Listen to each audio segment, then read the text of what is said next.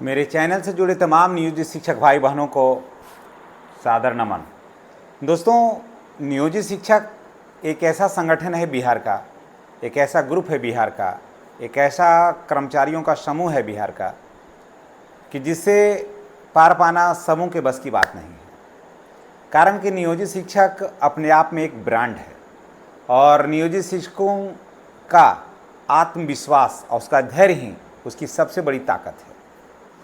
दोस्तों, मैं आपको बता दूं कि कल मैंने एक वीडियो बनाया था कि नियोजित शिक्षकों की धैर्य की परीक्षा होनी है और एलपीए में सरकार जा रही है और सरकार गई भी, लेकिन वहाँ सरकार की हार हो गई या नियोजित शिक्षकों की जीत हो गई। ये नियोजित शिक्षकों की जीत जो हुई वो नियोजित शिक्षकों की धैर्य की परीक्षा है और नियोजित शिक्षकों ने जो धैर्य, जो साहस, जो उत्साह दिखाते हैं, यही सबसे बड़ी उनकी ताकत है। लोग नियोजित शिक्षकों की चुप्पी को लोग कमजोरी समझते हैं, कारण कि ये जानते हैं कि आगे क्या होने वाला है, वर्तमान में क्या होगा और पीछे क्या करके कौन सा पायदान पर चढ़ करके नियोजित शिक्षक आगे बढ़े हैं, ये नियोजित शिक्षक ही जानते हैं। दोस्तों, नियोजित शिक्षकों के लिए बहुत बड़ी खुशखबरी है। जी हाँ, इतनी बड़ी खुशखबरी है जिसके बारे में हम अब जितना भी शब्दों में कहें तो वो कम पड़ जाएगा। सरकार गई थी कोर्ट और जब वहाँ कोर्ट गई तो वहाँ पर अपना आवेदन जो था, एलपीए में जो आवेदन दिया था, उसको वापस लेना पड़ा। उसे वापस लेना पड़ा वो किस लिए? क्योंकि वो सरकार चाहती थी कि नियोजित शिक्षकों के जो पक्ष में हाई कोर्ट ने जो फैसला दिया था, एकल बेंच ने, वहाँ पर सरकार का ये कहना था कि जो निर्णय दिया गया है वो जल्दीबाजी में दिया गया है और ठीक से समस्याओं को या ठीक से बातों को बिना समझे जज महोदय ने ये निर्णय दे दिया है, जैसे नियोजित शिक्षकों की जीत हुई है। सरकार वहाँ पर पिटीशन डाला और कल माननीय एस सिद्धार्थ भी वहाँ मैसेंजर भेजे तो वहाँ पर पता चला वहाँ शाही जी थे। उन्होंने साफ कहा कि यहाँ पर आपकी हार हो जाएगी और नियोजित शिक्षकों की जीत हो जाएगी, इसीलिए आप आवेदन को वापस ले लीजिए।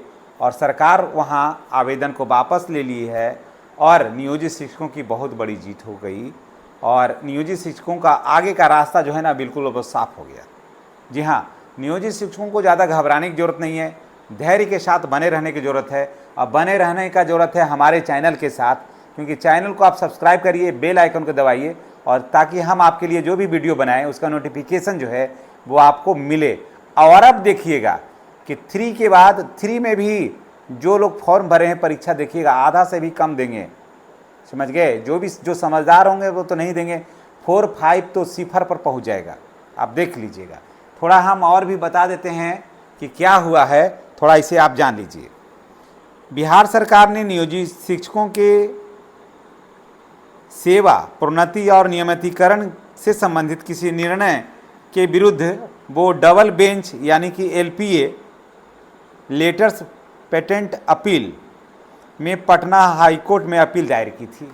ठीक है, जब कोर्ट के प्रारंभिक प्रतिक्रिया से यह संकेत मिला कि सरकार की अपील टिक नहीं पाएगी या खारिज हो जाएगी, तो सरकार ने अपना अपील क्या किया?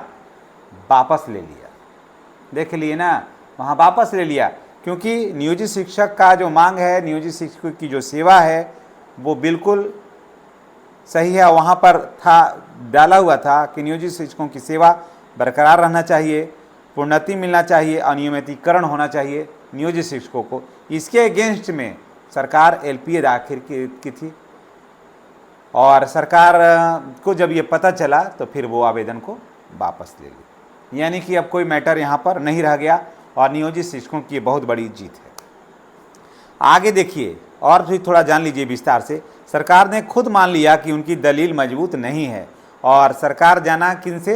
तो शाही सर से जाना, जो बहुत सीनियर वकील हैं, उनसे जाना कि क्या होगा इसमें। तो उन्होंने साफ कहा कि आपकी दलील मजबूत नहीं है। नियोजित शिक्षकों के पक्ष में जो सिंगल बेंच का आदेश है वह वैध और प्रभावी बना रहेगा।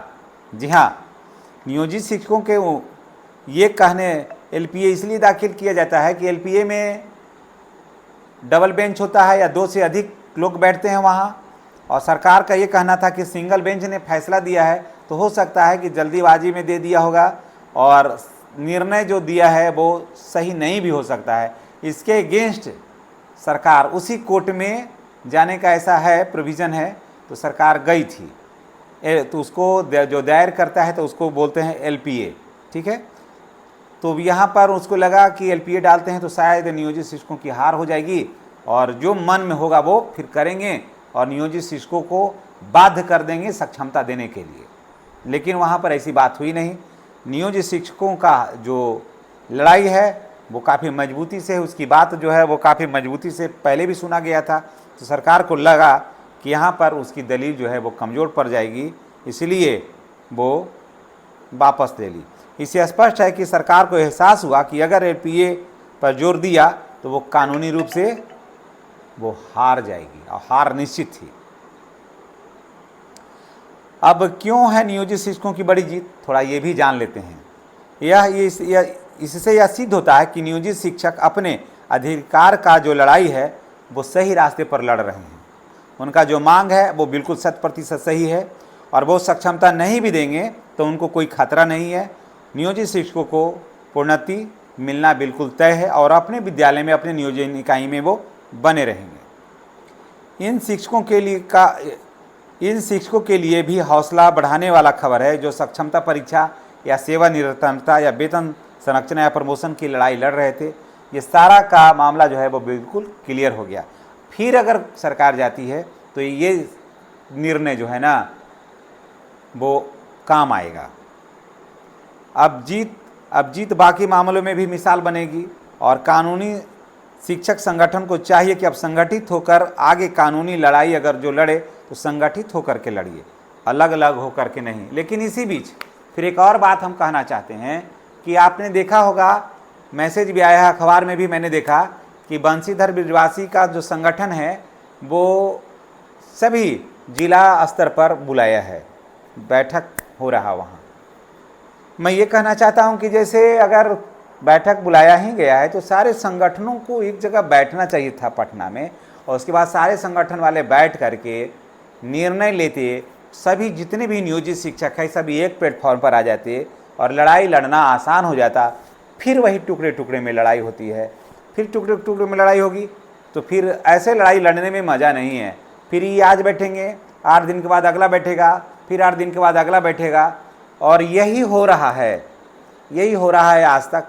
इसलिए सारे शिक्षक संगठनों को एकजुट होना चाहिए और लड़ाई सबको लड़ना है। लड़ाई का मुद्दा एक है, समान काम समान वेतन, ये होना चाहिए, विशिष्ट विशिष्ट नहीं। समान काम समान वेतन का मुद्दा होना चाहिए, पुराने पेंशन का मांग होना चाहिए, ये सब लड़ाई को लड़ना है था।